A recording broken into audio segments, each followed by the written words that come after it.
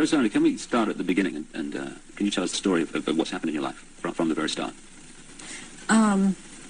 Okay, what I can tell you is that before I started looking into my life, back in 1989, I was starting to have flashes of things, and my life was not what it seemed to be, which is why I started looking into it.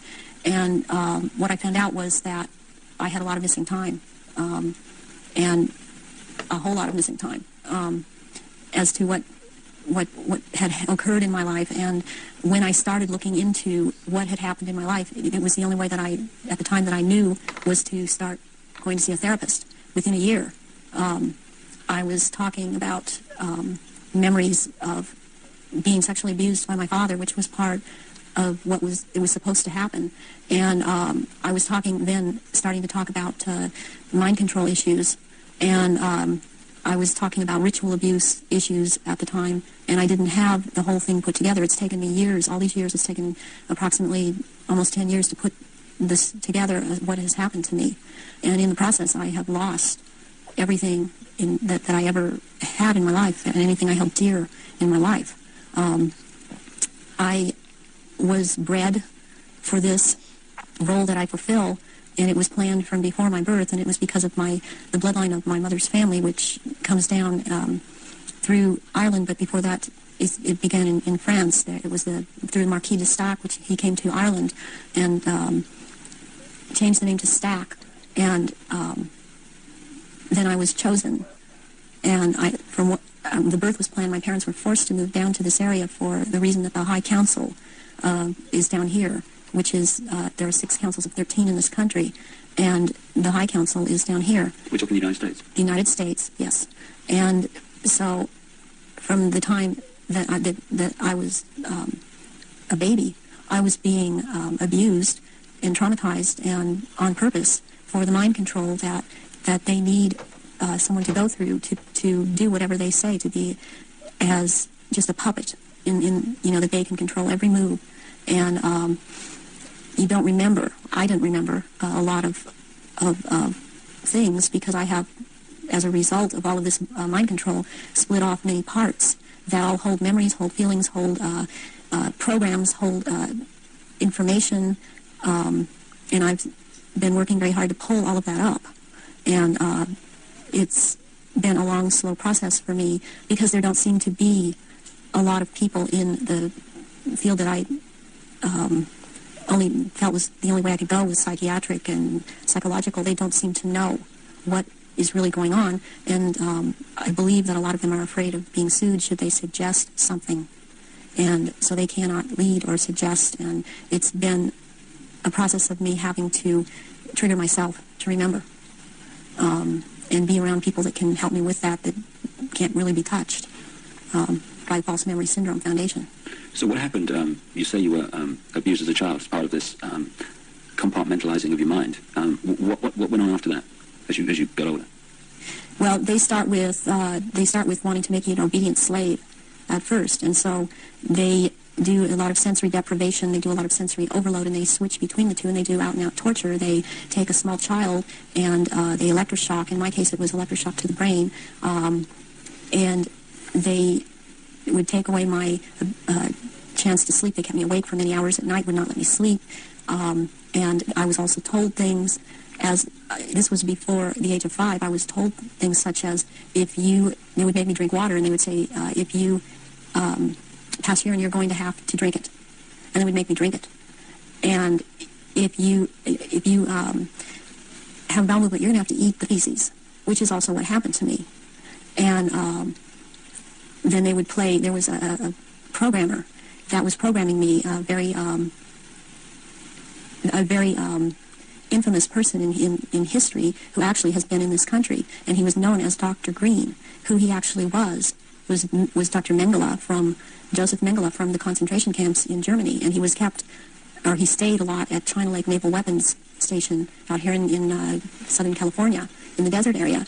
And I would be around this man a lot, and he used to tell me that the scar that he had on the left cheek of his face was actually he was into fencing, and that it was from that, but actually the scar on his cheek was from one of his own programming techniques, that he would put a child in a box and with a sword and tell the child to defend the box, even if it meant his own death. Then he'd tell another child to break into the box, and which this child would do, and then the other child would then jump out of the box and shove the sword or the lance straight through the other child. And at one point he got into it where this child actually got him in the face with the sword. And he would wear a huge emerald ring on his left hand on this middle finger, and he would twist this emerald around and for programming, and he was into using long-colored ribbons of different colors, and you had to choose a certain ribbon, or you were given a certain ribbon, and that meant that this certain thing was going to happen to you. And it was like picking sticks out or drawing sticks out of out of someone's hand. I saw games of Russian roulette played where it was chosen beforehand that a child would die, and the child would put the gun up to his head and pull the trigger, and this child would end up dying. But it was meant to scare all of us, and keep us in terror, as there were many other children that were around me that went through the same thing. I have run into people from my childhood that have known me, and I've recognized their names, and even if they change their names and change their hair color, as I have done, they have recognized me, or I have recognized them, and I know their name. They know my name. There isn't any way for this to have happened. It's just beyond coincidence. And when you get older, I mean, they start taking, this program in particular, Mengele, would take me to rituals. I went to rituals with him all over this country and in Britain and in France, and it was known by intelligence agencies in this country that this man was here. They brought him here. Is that Project Paperclip you're talking about? Yeah, through the OSS. And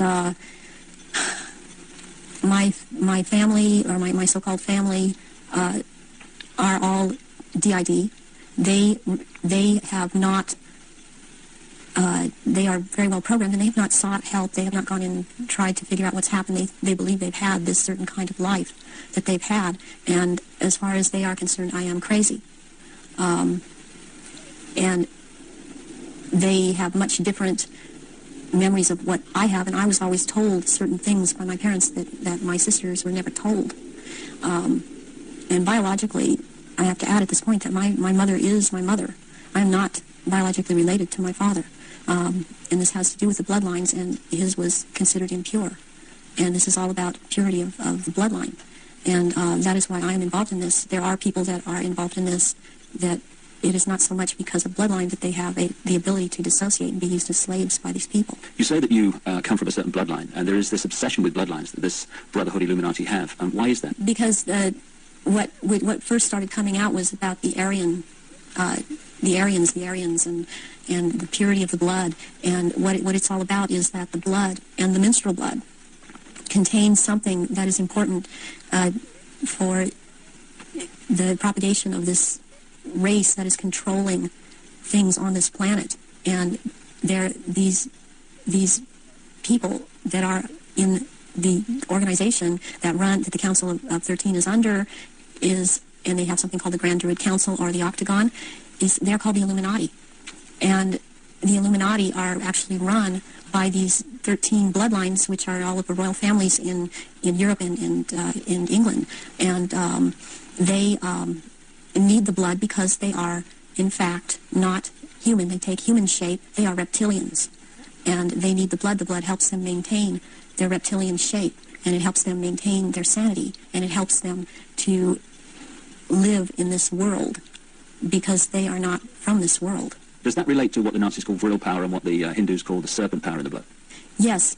The blood has something in it. It has secretions from the pituitary gland and from pineal gland, and it has a very strong drug in it that they also, I mean, this is the one that keeps them from going crazy, and it's like heroin or like endorphins, and it's much stronger. But what they need is, for it to be secreted in the blood, is they need terrorization of their victims before they are killed for their blood. or if a young woman is beginning to menstruate, they need the menstrual blood. And they have to terrorize them to get this to come out in the blood and be secreted in blood. Is this the what other people have told me about, that at the point of great terror, like the point of sacrifice, there's an adrenaline that enters the bloodstream? Is this what they're looking for? Yes, that and this other element comes and secretes out through the blood. This all comes out through the blood at that time, and it's at that point they are actually staring into the eyes of the head of at some of these rituals, or at a reptilian. They are staring into the eyes of this person, and they're held. It's a hypnotic gaze these reptilians have, and it holds the victim in an absolute trance, in a trance of terror, and then they are killed at that moment as they are staring into their eyes. And not only do they can't hold their shape when this happens. The human shape they cannot hold. They go back into reptilian shape as this is happening, because it's like an animalistic type of excitement of the kill. And they oftentimes they will just rip into the victim and eviscerate them and start eating the flesh of this person too, and the fat from the intestinal area is highly valued, as they use it on their skin. And they drink the blood, and the blood is highly sought after, and it goes according also to rank within these creatures as to who gets what when. And their sacrifices have increased in the last. It started increasing in the early 80s. The amount that they were doing is increased.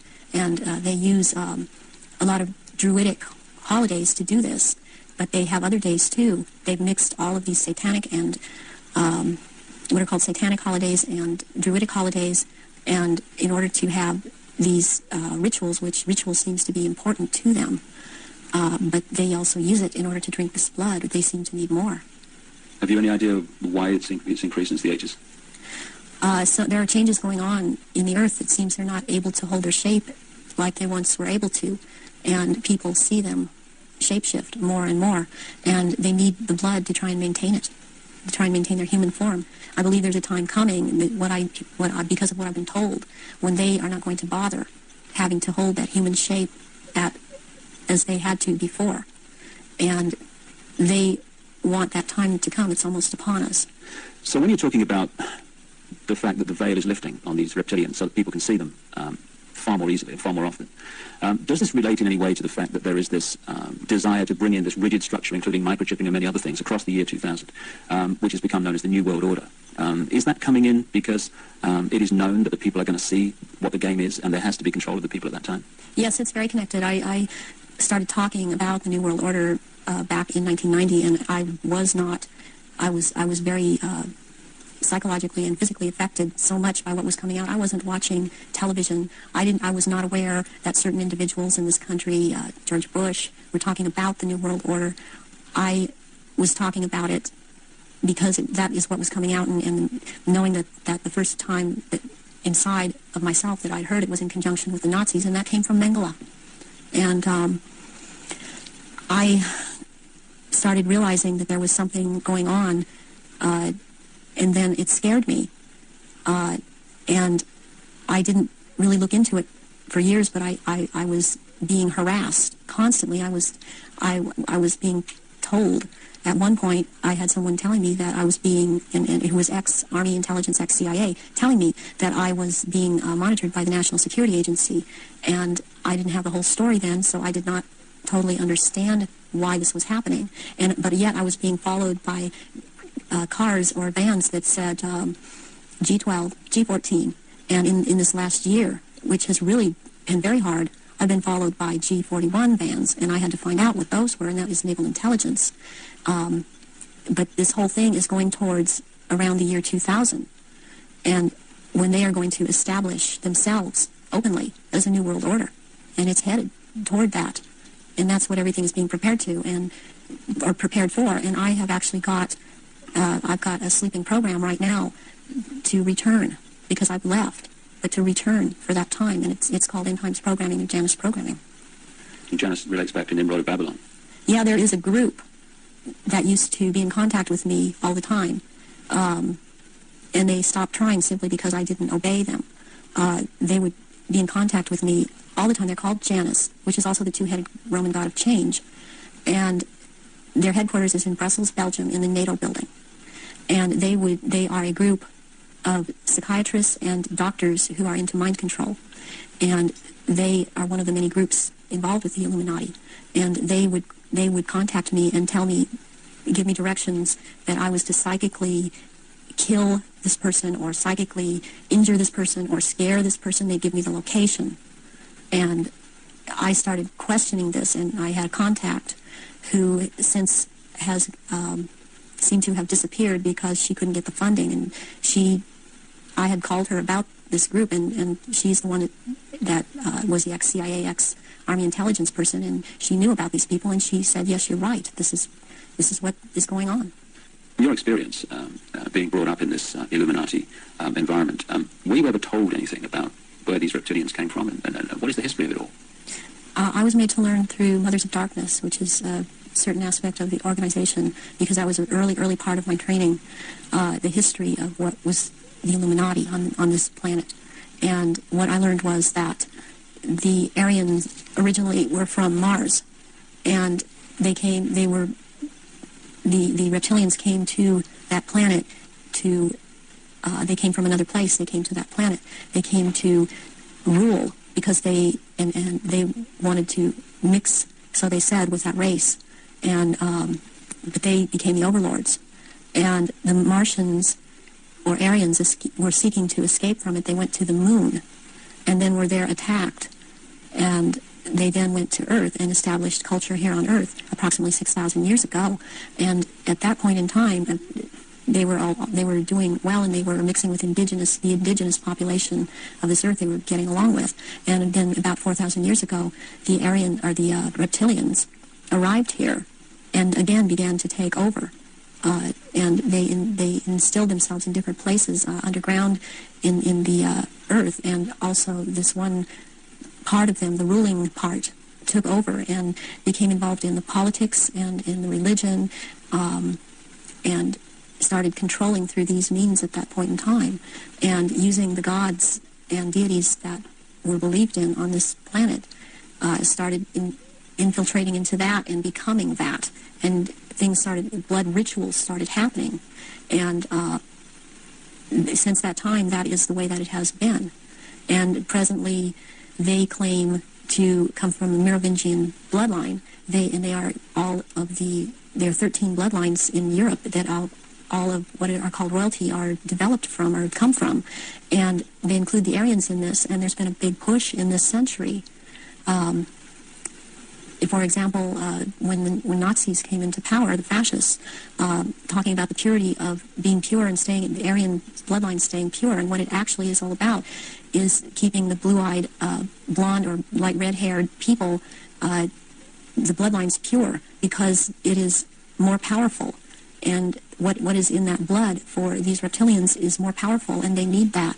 And when you start mixing it with people that were indigenous to this earth, then it is not as powerful. It has nothing to do with someone's skin color or nationality. It has to do with keeping the bloodline pure for their use. So blonde-haired, blue-eyed people are the purest from the reptilians' point of view, and that they want to keep that bloodline pure because of how they need to use it. Yes. When I realized that it had to do with blonde hair and blue eyes, I could not do anything about my eyes, and I am not able to wear contacts, or I would have brown eyes. But one thing I did do was cut my hair off, because that was part of the rank I was. My hair was down to my knees, and I colored my hair darker. And there were times when after I did cut it off, they had gotten to me, and so the hair would be light red. But that is being in compliance with them. And I did not want to be in compliance to them. I want to expose them, and this is part of it, and I won't be what they want me to be. When you look at some of the ancient accounts, like the Sumerian texts and many other accounts, they talk about the gods interbreeding with humanity. Is this relevant to the reptilian way of infiltrating the human race? Yes, it is, because human beings all through the ages have accepted God's interbreeding or being accepted as humans, and that shows in Christianity, it shows in Judaism. They have used Egyptology or the Egyptian religions a lot, and the present head of the Illuminati compares himself a lot with the Egyptian god Osiris and Horus, which is Osiris reborn, and also with the Arthurian legends of the Round Table. And he has a name, the name that he carries from that is Pindar, which actually means phallus of the dragon. And the other name, Osiris, he has carried because he takes the name at this time, the Marquis de Libero, which means a liberator of or from the waters. And the story of Osiris is that he was cut into 14 pieces and thrown into the River Nile. And the one piece, Isis found the pieces and put them back together again. And she could not find the 15th piece, which happened to be the phallus, so a gold phallus was made. And this is very important in this group in the Illuminati. This is important, and it's important to think that about the head of the Illuminati, because what comes from a golden phallus would be a superior seed for a race, and this is how this is what they are doing with all of these bloodlines to keep the bloodlines going, are impregnating Aryan people of Aryan blood that hold high stations with them, impregnating them with this seed of Pindar.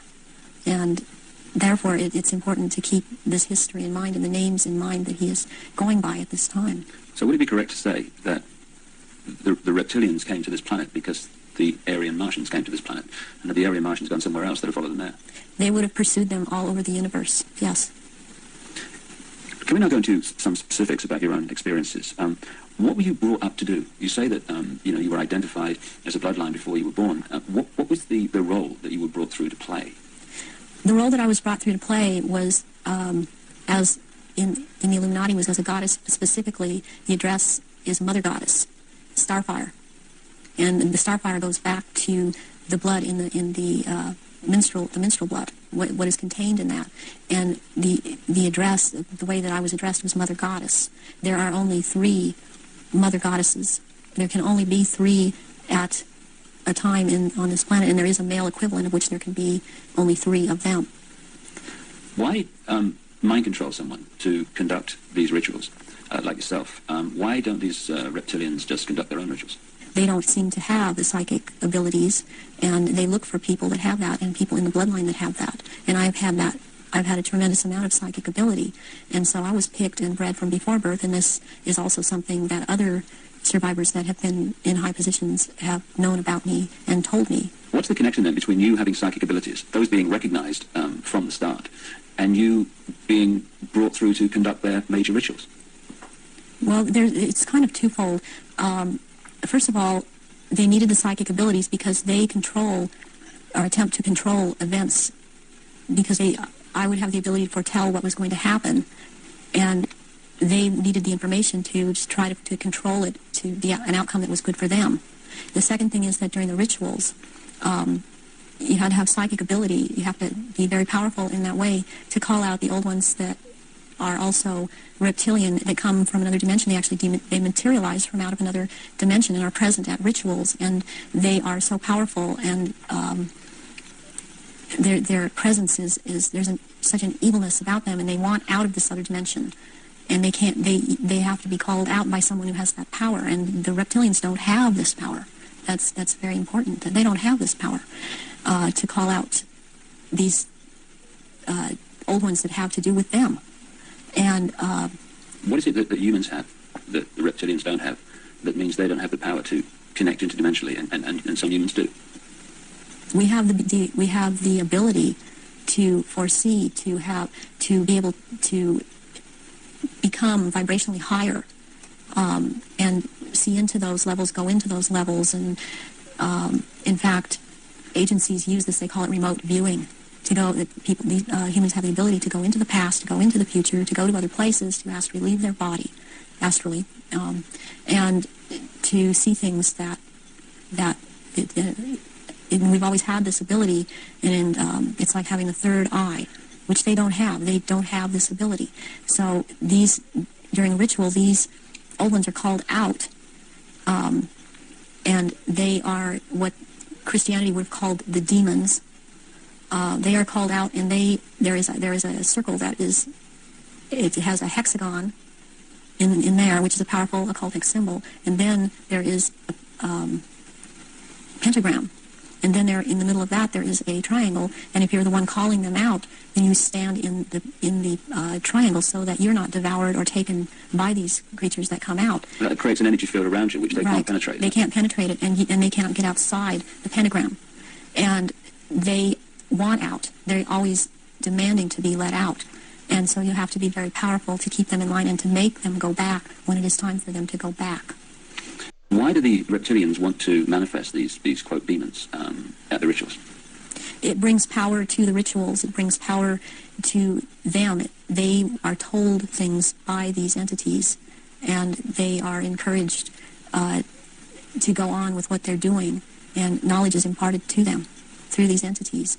But it takes a person with the ability to bring them out and make them answer, because they don't want to cooperate. They have to cooperate when the right person has control over them. And that's to do with that person's energy and ability to use Right, it. yes. You talked about the Aryan race coming from Mars. One expression of it seems to be very clearly what we call the Phoenicians.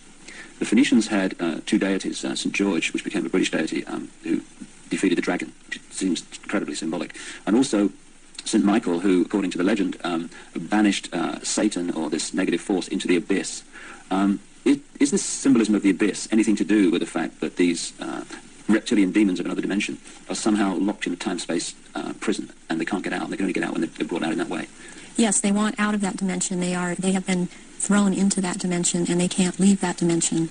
And that's actually what the abyss is about, is being in a different dimension. It's like something to do with the fourth dimension. And before I even knew, for example, what I was saying, or I realized what I was saying, I would be saying things to my therapist and other survivors that the fourth dimension was a dimension to stay away from. Not at that time understanding the whole thing. Why do these rituals take place at certain key times of the year and so often are related to the phases of the moon? Because the moon has an influence on this planet.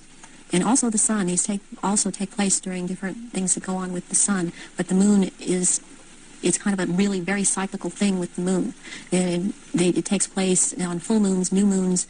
It has to do with the current religion, or what they're using, the Druid religion that they've taken and used. They still hold on to the Egyptology type of religion. They hold on to the Druidism, though, and they're currently calling themselves Druidic or Druid. And Druidism is tied in with the cycles of the moon, on which it has to do with planting, sowing, and harvesting.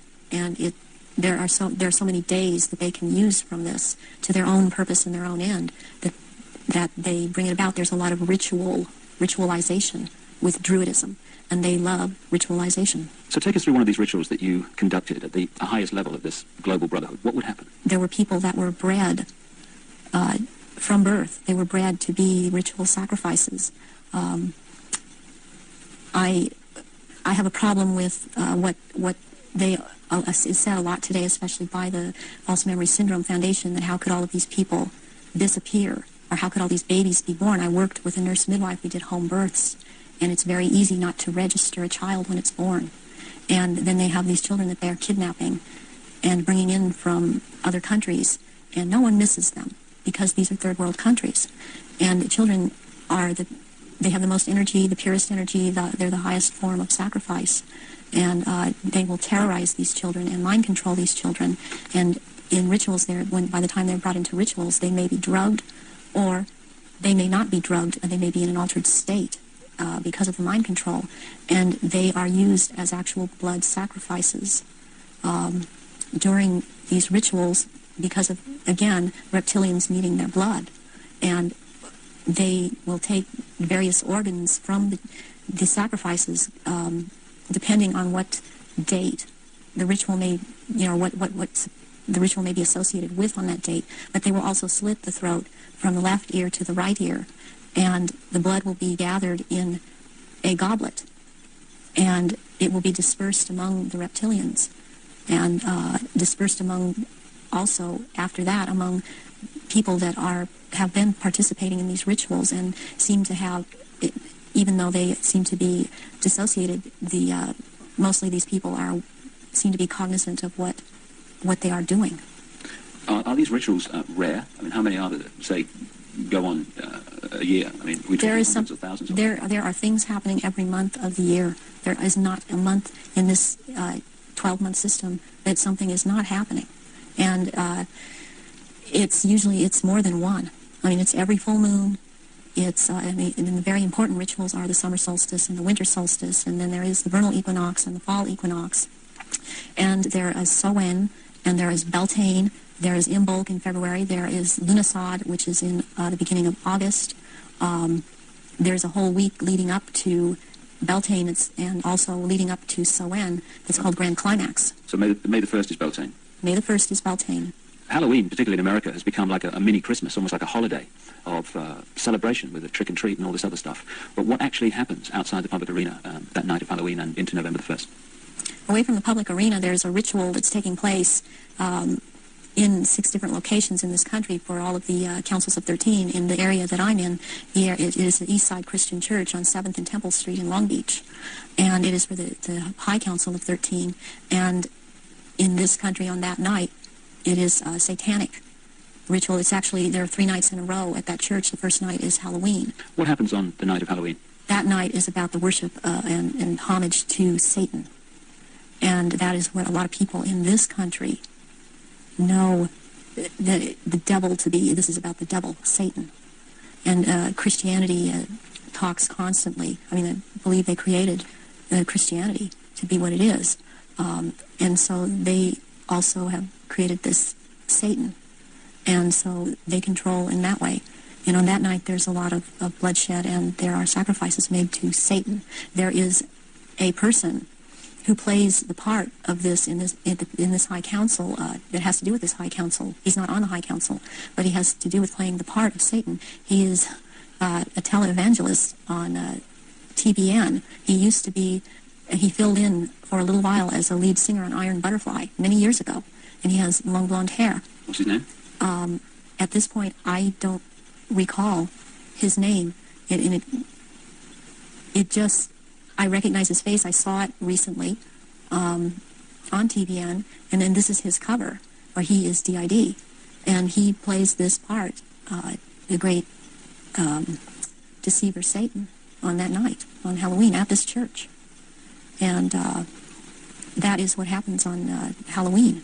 And I mean, what else I want to say what is going on with Halloween in this country? It's just becoming so popular. It is also to desensitize people to the whole thing, and even this backlash Christian movement that wants to call it the Harvest Festival. It does not realize that the Harvest Festival has to do with Druidic religion. And again, they are still doing the same thing and celebrating the Harvest Festival. That's what the Harvest Festival is about. Are many of the so-called Christian rituals, because that's what they are, or festivals or ceremonies, are they actually, to most Christians, unknowing representations of these satanic rituals? Yes, they are.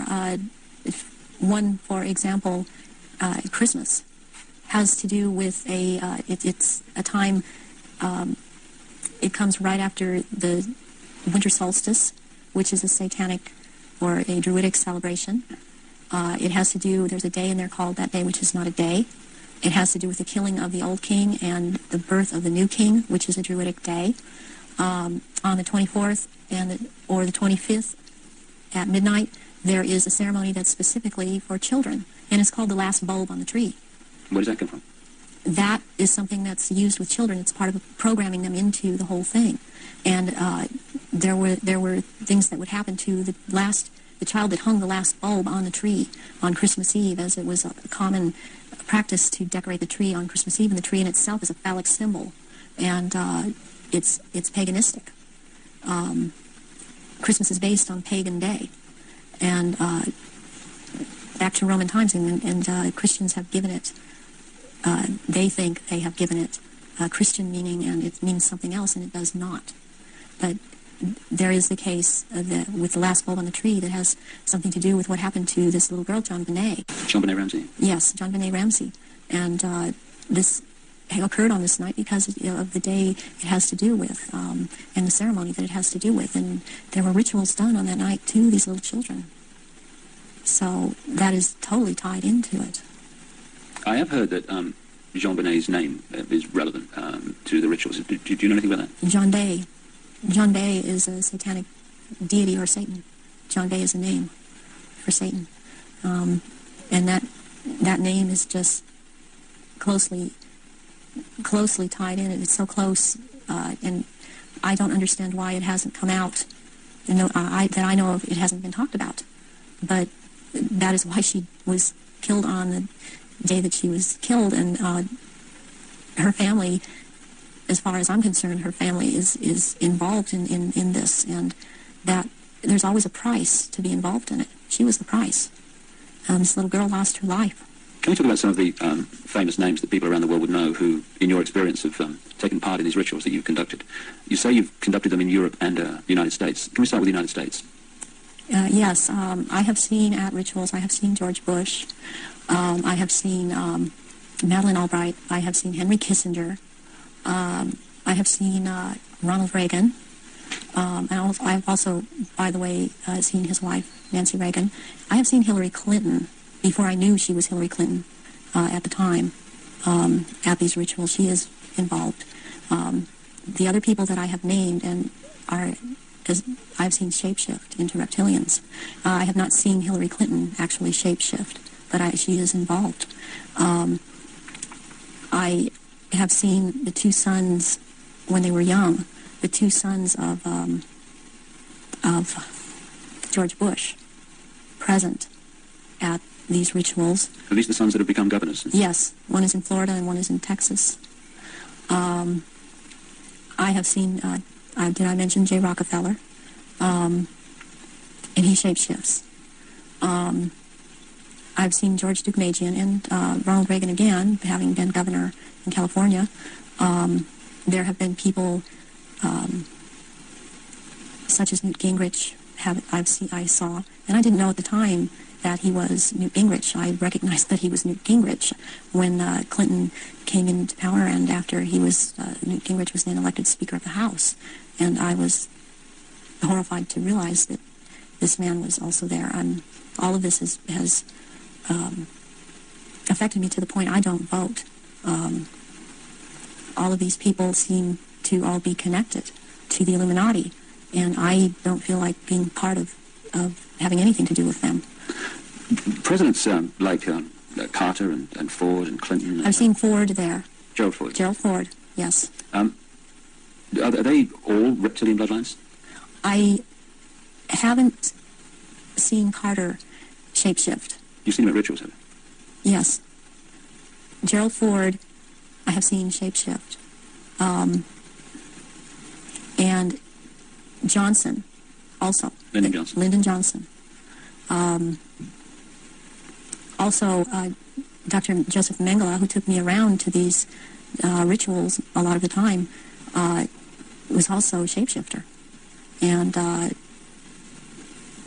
there were also people that there are people in the European countries that I've seen shapeshift and be involved.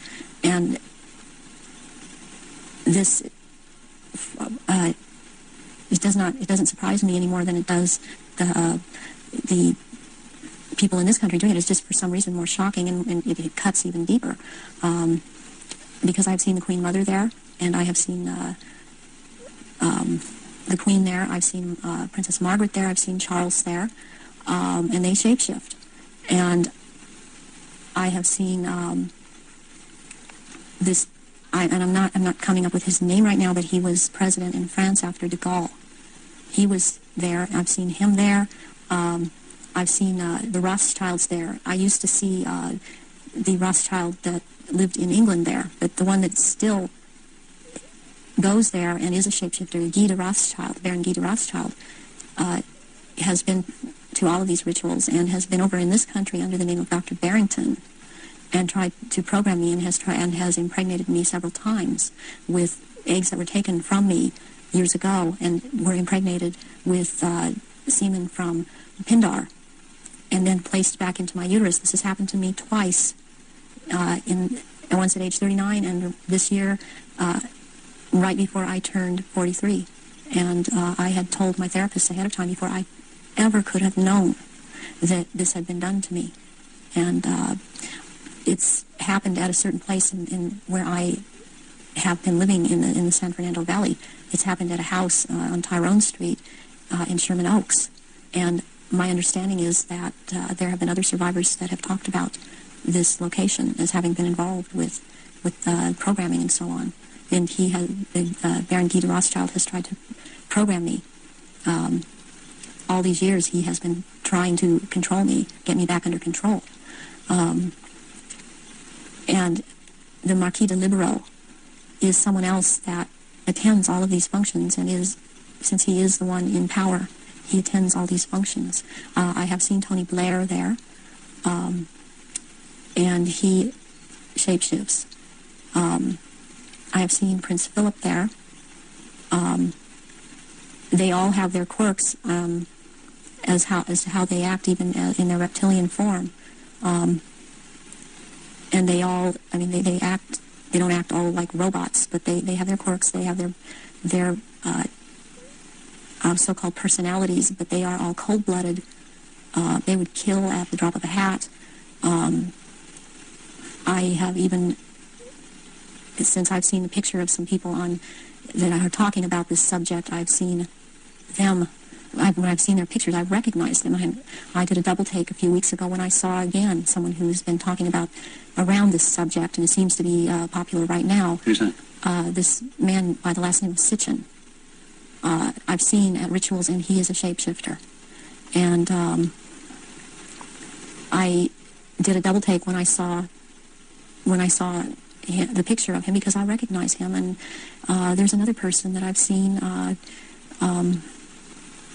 This Gardner, Sir Gardner. Is that Lawrence Gardner? Sir Lawrence Gardner. And he had recently written an article that was out in Nexus magazine. Part of it was about the menstrual blood, and what really triggered me was when he called it Starfire, because that is the name of one of the aspects of the three women who are the dressed mother goddess. That is my name in all of this. So this man I have seen, he has lots of power within this sect of reptilians, and he's someone that you would want to watch out for outside of this too, as is this Sitchin person. What do you remember about Zachariah Sitchin? Zachariah Sitchin was someone in the rituals attending the rituals who was not a major player in as far as the rituals went, but was someone that others present did not make remarks at, or were very careful as to what they said around him. And he would be talking about doing away with people, persons that were in his way, or were putting out information that he didn't feel that he wanted put out. He is very much a disinformer, and that is his job, to disinform about what is going on with the Illuminati and with the reptilians. He actually warned me off from investigating the reptilians, interestingly. Where do the rituals take place that you've been involved in, involving the British royal family? Glamis Castle, Stonehenge, Balmoral Castle. I have reason to believe there's a church, and I think it may be Westminster Abbey, and there is a Mothers of Darkness castle or chateau in Brussels, Belgium. They've been there too, and also in France, the Marquis de Libero Pindar has a castle in the Alsace-Lorraine region of France, and I believe it's in the Alsace region that he uses. And there are certain rituals done at that castle down in the dungeon part of that castle, and there's an entrance down there to underground places in the earth. And there is a natural formation of rocks that kind of glow green, and they keep menstrual blood in that formation, and this green glowing from these rocks actually turns the blood a darker color, and it's called black blood, and it's used in certain rituals.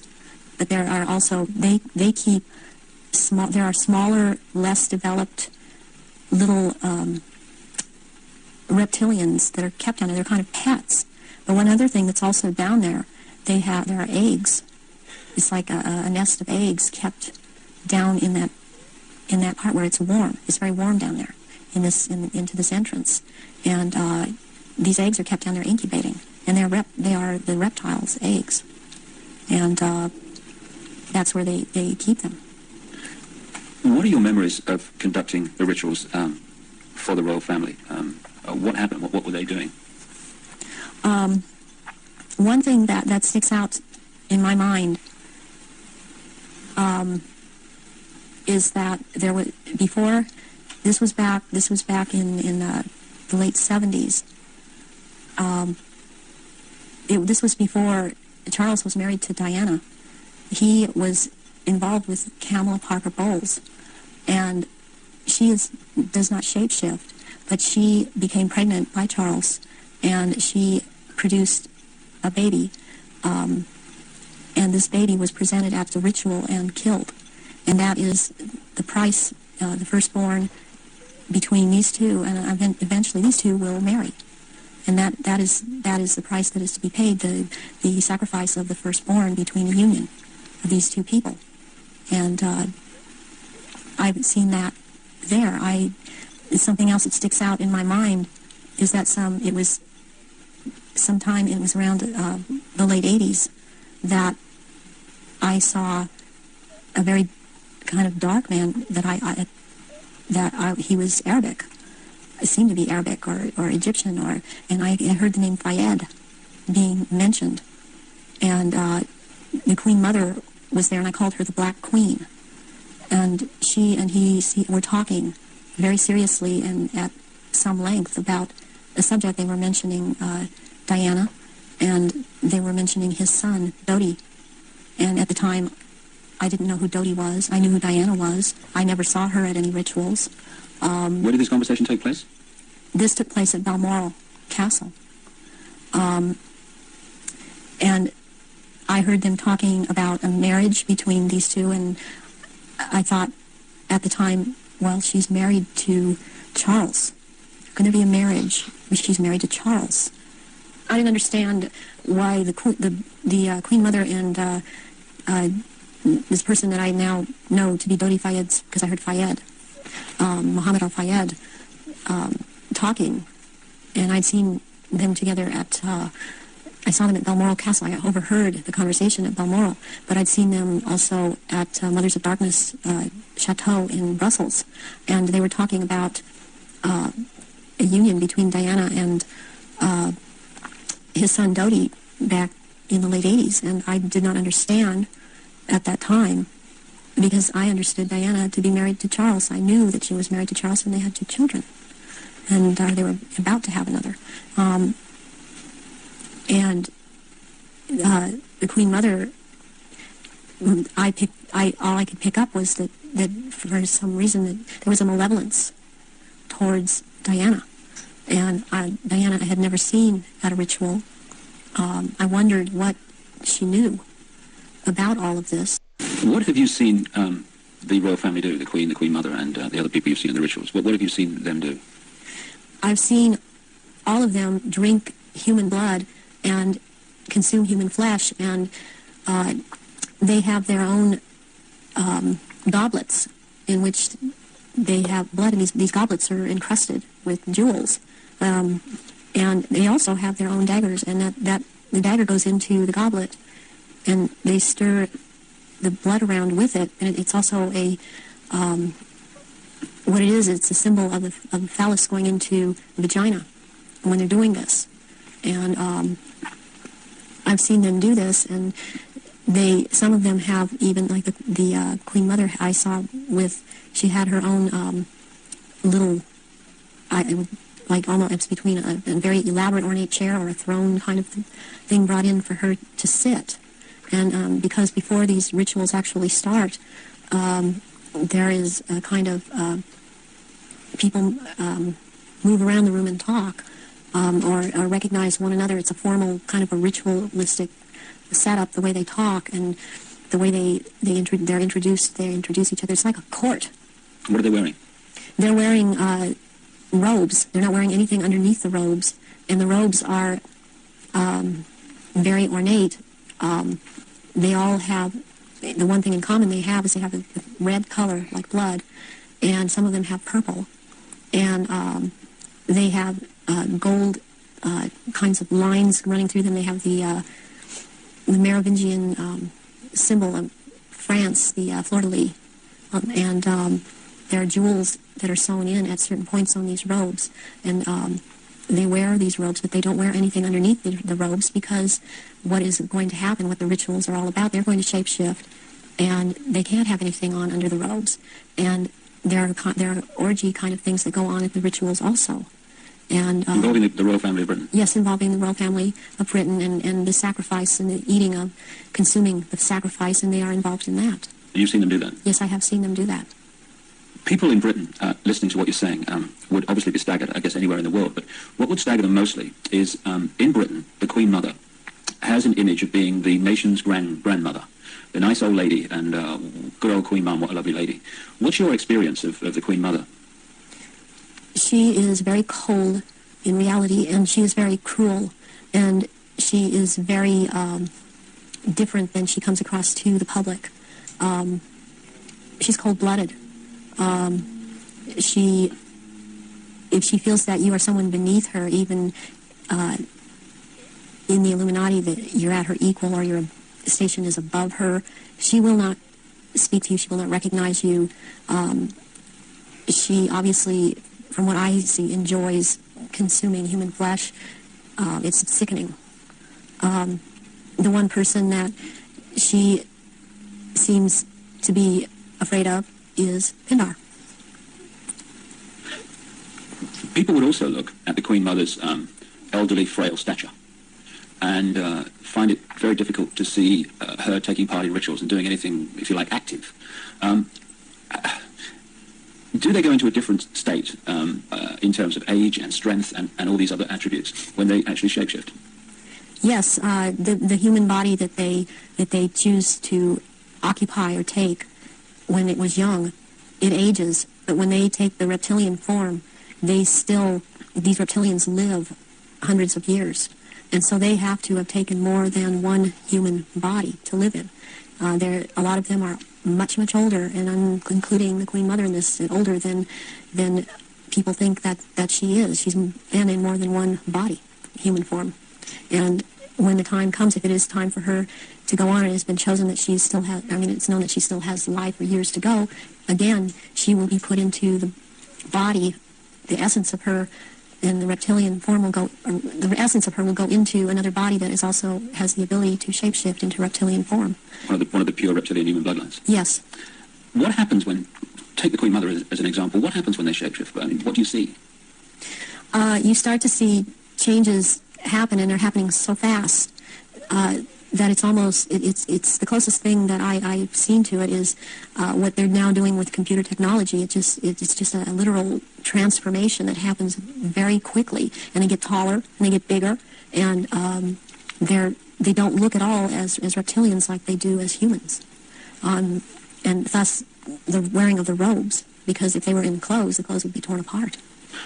So let's take the Queen Mother on this subject as an example. We recognize her as a frail old lady. What does she look like when she shapeshifts at these rituals?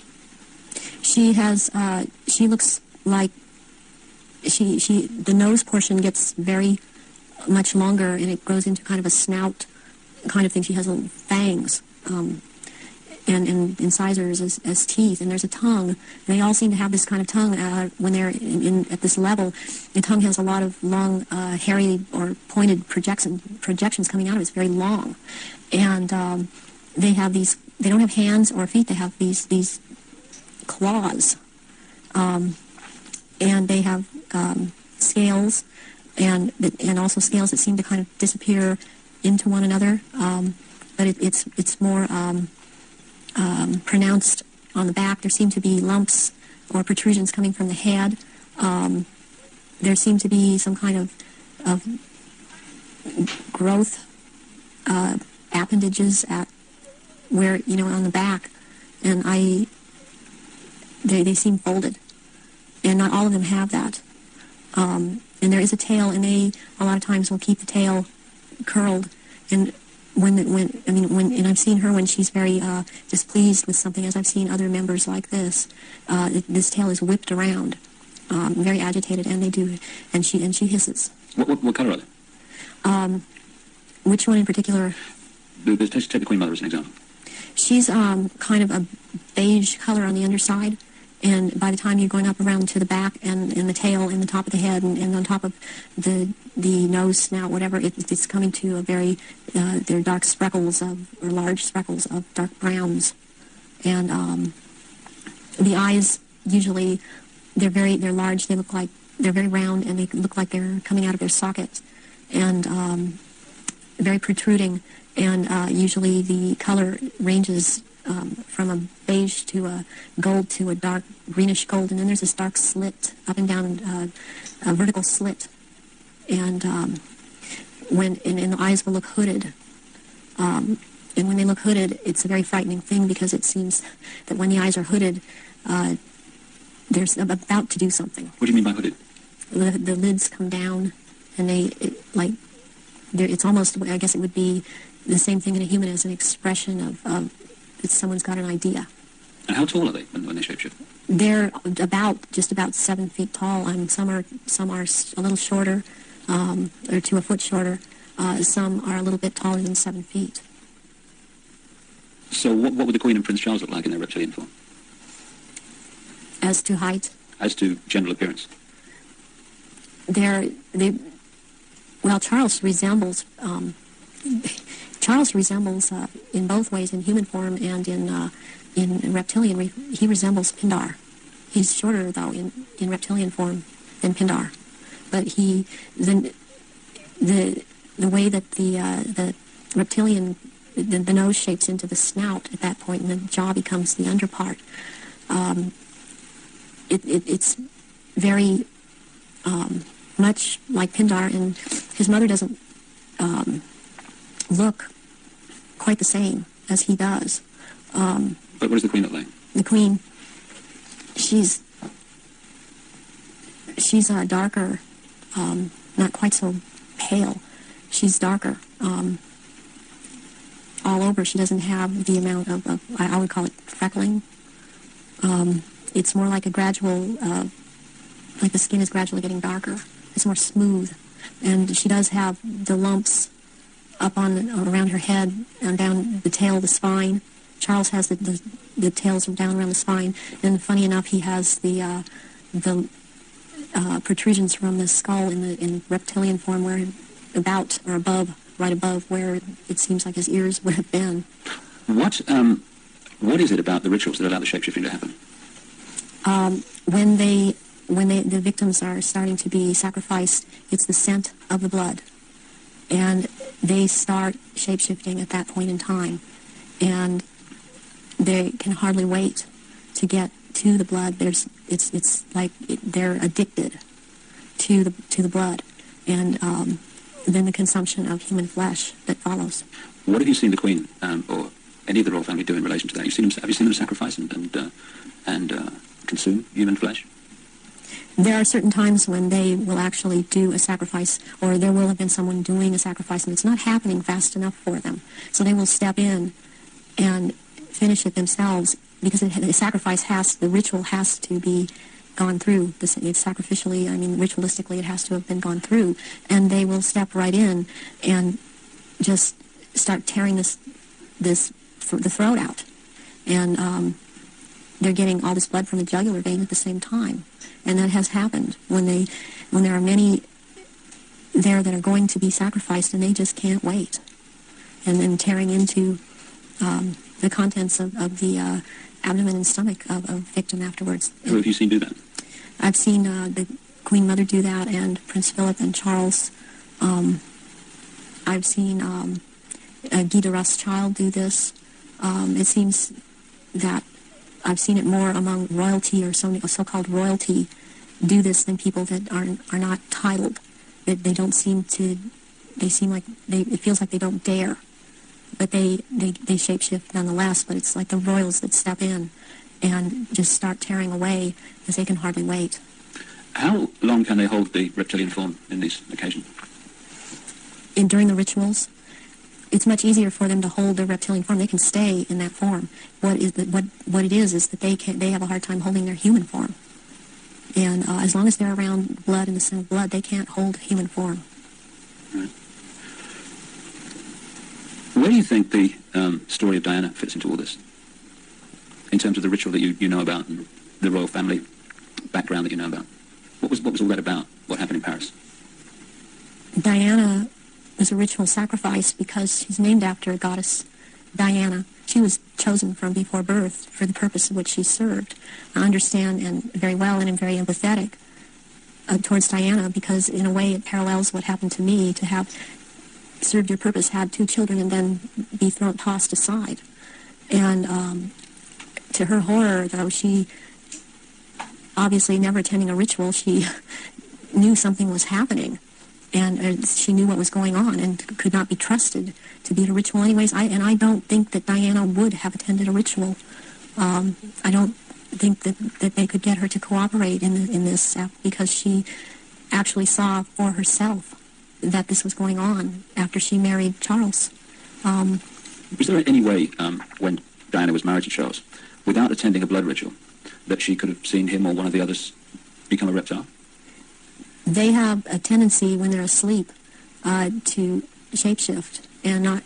They have to consciously hold their form, and when they're asleep, they have a tendency to not hold human form and to shapeshift into reptilians. And there could be other things that happen. You know, I'm thinking about the times that Diana would have gone through a menstrual period. Well, that would have also really triggered some of these people in the royal family that are reptilian around her to want to shapeshift, or any woman, any human woman in that household that would be having a period, that scent of blood would tend to cause a momentary shapeshift. What was the whole, what appears to be a ceremony surrounding her assassination? What was that about? The rumours that she was pregnant, the Egyptian Dodi-fied, and the place where it all happened, which is an ancient sacrificial site to the goddess Diana. How does all that fit together in the rituals that you know about? Okay, the crown aspect of the goddess is Hecate, and the day of Hecate is on August 13th. And what is very prevalent in this with the Illuminati and what they've done with the Druidism and other and Egypt. The Egyptian religions is they like to mirror the numbers, and so as like for example with the goddess Isis, her number is 18. When you mirror it, it's 81, and that is the number of the sister of Isis, Nephthys, and Nephthys was considered the evil sister to Isis. With Hecate, what I think happened here is that she was sacrificed, and it was a very important sacrifice because 3 people died, and it was a picture of the triad of Isis, Osiris, and Horus to them. Horus being the unborn child of Dodi-Fayed that Diana carried and was 3 months old, which is another very important fact, a number that's important to them to be 3 months old. Sacrificial babies are taken in utero at 3, 5, and 7 months.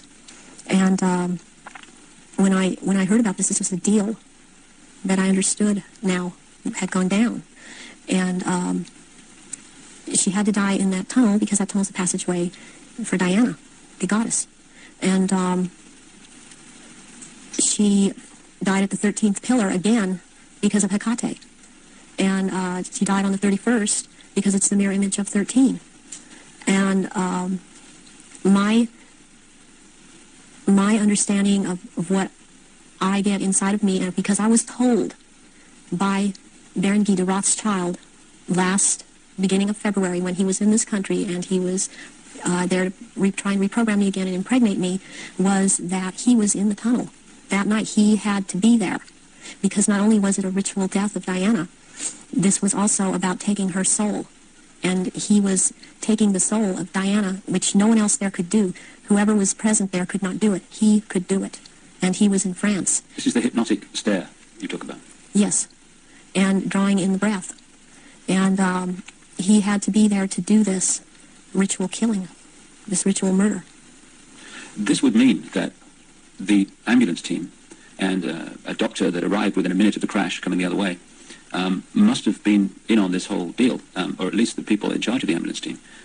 From your experience of the kind of people involved in this Illuminati satanic network, do you think that's possible, that they could set that up? Yes, I do. I've seen a lot of things set up that if you did not know, if you weren't in on the so-called inner circle, or know what the Illuminati can do, because they depend on people not believing they're really there, you would not, you would have a hard time believing it. That this has been such a secretive group and worked in such insidious ways to infiltrate and control. And there are so many unanswered questions they don't seem to be able to answer about Diana that keep coming up, in spite of all the reports that come out, because there are people that don't believe what they're hearing. What would have been the purpose of creating such a clear and definite ritual in the assassination of Diana? What would be the purpose of that when they could have killed her in another way? Because it had to be done as a ritual, because they were going to take her soul. And it had to happen in the tunnel. It had to happen that way. It had to happen in that year. And this is all, there's all a timeline to all of this. There's been many rumors that she was pregnant, but as I understand it, one of her friends says that that was not possible because she knew that very shortly before she'd had a menstrual period. Is it possible to be pregnant and for that to still happen?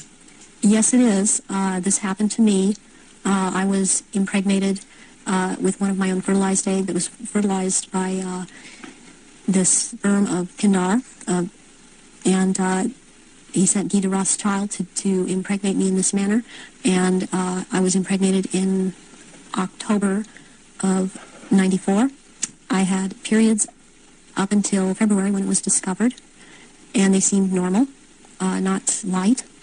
And I then was, since I had the background of a nurse, and had worked with a nurse midwife delivering babies, I was, for some reason, it occurred to me to check my stomach, my abdomen, and I realized that I was pregnant, and so I ended up seeing a doctor who told me, I mean, he verified, you're pregnant. He did it with blood test, with the urine test, and ultrasound exam, and if I don't do an abortion on you tomorrow, you're going to have to go through a different type of abortion, which probably would have been a saline abortion.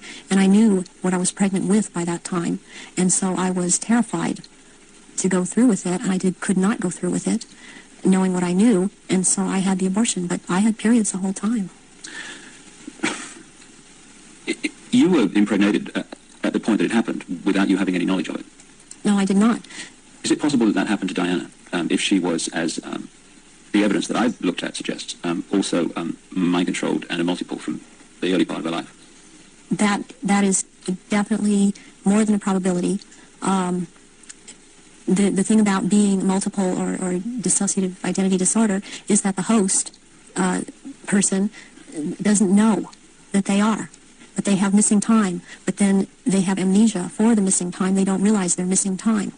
They don't realize things are happening to them. They show up, pregnant. They show up with marks on their bodies. They don't know, well, I think I must have bumped myself, and that's not actually how it happened. Or they have needle marks on their body when they've been gotten a hold of and drugged. And it's only when they start to realize something's not right and they try and make a timeline and try and account for their time, they realize there's so much they can't account for that they simply took for granted. Oh, I was out shopping, or I was at this person's house, or I was over there. Then they realize they don't have a timeline for any of these things. Do you think that Diana's two children were Prince Charles's children? I do not believe that William is. I've heard that he was Charles's son. I've heard about someone else, and I believe that it was neither. I believe that this child of Prince William is the son of Pindar, and she was impregnated, and she did not realize that. When you look at the ritual nature of all that, you've got Osiris it would seem symbolized by dirty fire. You've got Isis symbolized by Diana. Presumably the baby quite obviously symbolizes Horus, in Egyptian legend and ritual. Why create that in a tunnel in Paris at that time? What was it designed to do, to symbolize or whatever? It's to symbolize, it's part of symbolizing getting the world ready to recognize the Horus that is about to come upon us in the year 2000. This year 2000 is the age of Horus and Osiris reborn. And there's a sacrifice involved. And the sacrifice is the mother, and the sacrifice is this child. And yet it involves another child who yet lives by the same mother. And you're talking about William? Yes, I am talking about William. What would have happened to Diana in your experience of the ritual, and what would have happened to the unborn child after the events in the tunnel in Paris? That Diana left the tunnel dead. She didn't leave that tunnel alive. That ritual, she had to die in that tunnel, and they had to take her soul in that tunnel, and they had to take the soul or developing essence of the unborn child. And in the hospital, it follows logically, according to what I know about what they do, that they would have taken the uterus and the fetus from Diana, that would have been taken, and as a ritual, that would have been taken, and they would have removed other body parts. And done what? Distributed them for high Illuminati members to consume, because this is a ritual sacrifice. Some strange things happened after that. Strange things happened all the way through it. But suddenly, a decision was made that she would not be buried in the local church where she wanted to be buried, but on an island, among the trees, in a lake at Althorpe Park. And Earl Spencer, her brother, claims through a dream he was inspired to put 4 black swans on the lake. Therefore, from your, again, knowledge of the ritual, what does all that mean? Why do that? Because 4 black swans, they have to do with 4 directions, 4 seasons. They have to do with sealing something for all eternity. To have 4 of something black, like that swan's figure in Celtic mythology, quite a bit in the Druid mythology, and black is the color of Hecate, and also one of the goddess aspects, the 3 goddess aspects that they have, the name is Black Flame or Black Star, and Black Flame means unto death, and so therefore the color black, and somewhere in there would be a flame. The decisions after her death to put her on an island among the trees in a lake and the 4 black swans were all, at least on the surface, taken by her brother Earl Spencer. Have you any experience of him? Earl Spencer, I have seen at rituals. He's definitely tied into it. Her family has been part of this. She has this bloodline. I have not seen him shapeshift, but he's tied into it.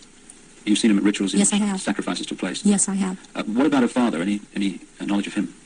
Her father was present at rituals. Her father would have been involved way before Diana was born. For her to have been involved and watch her actions after she was married, cutting herself, being anorexic, being bulimic, these are so indicative of someone who has been involved in mind control, has been hurt, and has been forced to follow mind programming. That this would have started when she was a little child, and her father would have been involved. So if they got her into this mind control stream from birth, presumably they would have been able to shape events right from that point to the 13th pillar. Yes. Yeah, they would have. When somebody becomes what we call multiple personality disorder or dissociative identity disorder, there are many programs that are induced, that can be induced at any point. I mean, you've got the machinery in place when they're a very small child, and as they're grown, they can install programs at any point and have different parts hold these programs, and they can be made to do just about anything. They're taught things such as red light is a green light, go through the light. They drive faster than they realize they're driving. They are able to memorize or see and just glance at something and right away just pick what the point is that they're going after for some reason, or they can memorize phone numbers in just a glance. car hit the 13th pillar, driven by Henri Paul, who was missing for 3 hours that night, a man who's been connected to both British and French intelligence. Given the obsession with the number 13, it seems beyond coincidence that with all those pillars in the tunnel, it hit the 13th. Is it possible to mind control someone like Henri Paul so that at speed they could pick out the 13th tunnel, the 13th pillar? Yes, yes, it is. He also, it's very, very possible that he was drugged and programmed in the time he was missing. It's possible for him to have taken medication but not have it affect him at all. Does that include alcohol? Alcohol also, yeah. And then maybe later or not, it would affect him, depending on if that's what the program was for it to affect him. But it might not affect someone at all. I've been through this myself, so I know this to be true. And what happened to you in this instance? It was a very bad time in my life. The one time in particular I'm speaking of, where my then husband told me that he wanted a divorce, and I took approximately 8. I don't remember what the dosage was, but 8 Xanax pills in front of him, and I drove from where I lived in Orange County to the Norwalk area, and went to see my therapist, who was holding some groups in this area, and I did not feel the effects of the pills at all when I drove to see him. I did not feel the effects of the pills at all when I left there an hour and a half later. And I had no car accidents. I was not stopped. My driving skills were very good. And I've seen this happen with other people that have had mind control programming and this DID, and you just swallow up medication and one part holds on to it, and it does not affect the body. So if you're in a compartment that is not connected to taking the pills, you're not affected by it. But if you were put into that compartment that took the pills, if you like, you would be affected by them. Yes, and you can also have, what they can do with you is have a whole bunch of altars or parts lined up that, okay, you will be out from this point to this point, and then you, this next part, will be out at this, from this point to this point. They can keep going like that. It can be a very complicated, long thing, but they can line them up that way. That's the way the programming goes. Do you think this could explain the apparent mystery of a alcohol reading of Henri Paul that was equivalent to 8 Scottish on an empty stomach, while the video evidence of the Ritz Hotel security cameras is that this was not a man in the minutes before he drove Diana into the tunnel that was in any way at that level of drunkenness? Yes, that can very well explain it. With this kind of mind control programming that they do, once you go into that mode that they want you in, you can be hurt and in a lot of pain, or you can be drugged to the gills, or have drunk too much, and you appear to be in no pain at all, appear to be perfectly with it, and you don't feel it. You feel all right. People would find it difficult, just coming from their own experience and observation, that someone could drive a car into a tunnel at considerable speed and pick out among 30 odd the 13th pillar. How is that possible to program someone to do that? Because that someone has been taught and programmed and taught and programmed and taught for quite a while how to do this at a very fast speed. The mind works very fast, and if they have the mind and body connected the right way, they can drive. This person would have been able to drive into the 13th pillar at a fast speed. Would that have been happening on a conscious level, or would the subconscious have been pulling the strings? This would be on a subconscious level, and the person would not be aware themselves of what they were doing. In those crucial minutes before Henri Paul got in the car and drove away, would someone have had to have given him the trigger to access and activate the programming then? Or could he have been in some way pre-programmed to be triggered at that time? And if so, what would that be? Well, he was probably programmed to do all of this at a trigger signal.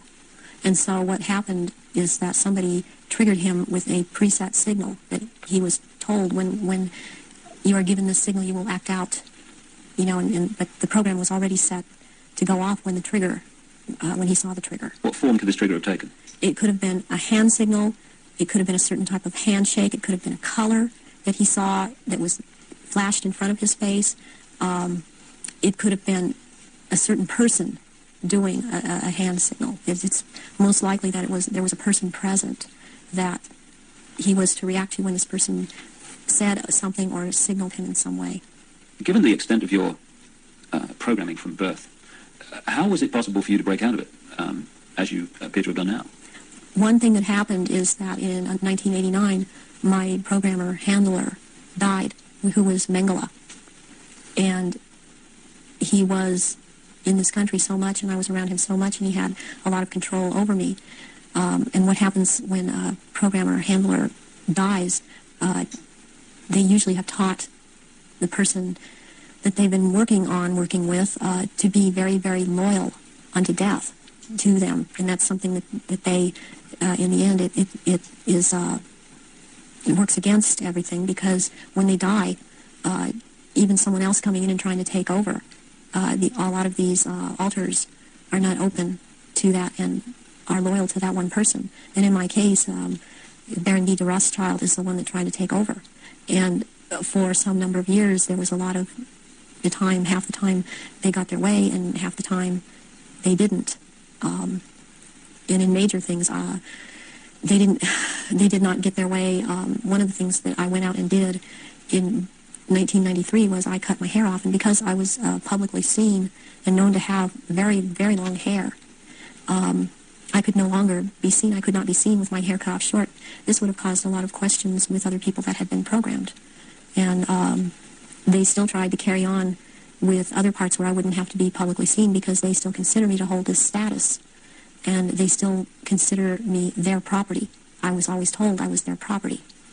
One question that people would ask is, given all that you know, why don't they just take you out? They still have plans for me, and this was told to me just a few days ago by someone else who has spoken with Baron de Rothschild, that they have plans for me, and they plan to try to have me back because of the psychic abilities, and that is not going to happen.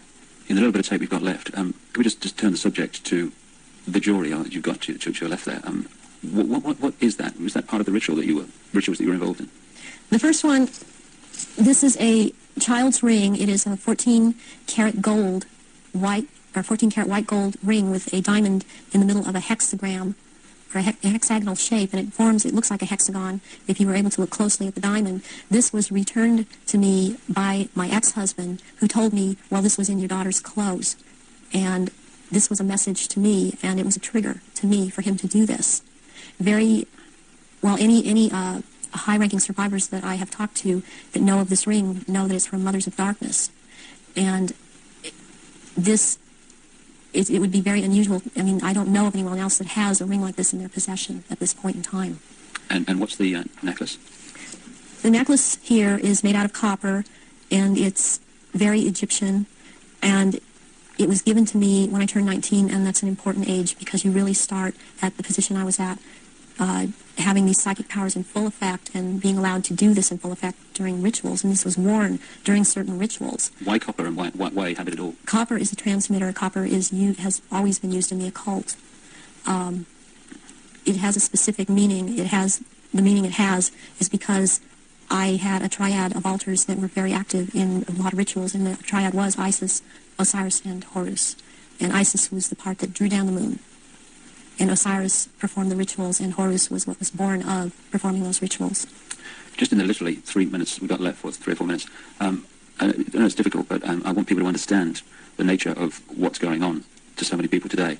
What sort of things were done to you as part of your traumatization as a child and later? I was electroshocked to the extent that my parents were told when I was in first grade that my IQ was 70 and that I was retarded, and they said I would be retarded. I always had trouble in school when I was in school, because I missed so much school. My school records are missing. They've just disappeared. I have medical records that are missing. My birth certificate appears to have been tampered with. I have had my eyelids taped open, and so I couldn't shut my eyes. I have been electroshocked. I've been put into a narcoleptic sleep and had earphones placed over my ears and had messages repeated and repeated for days.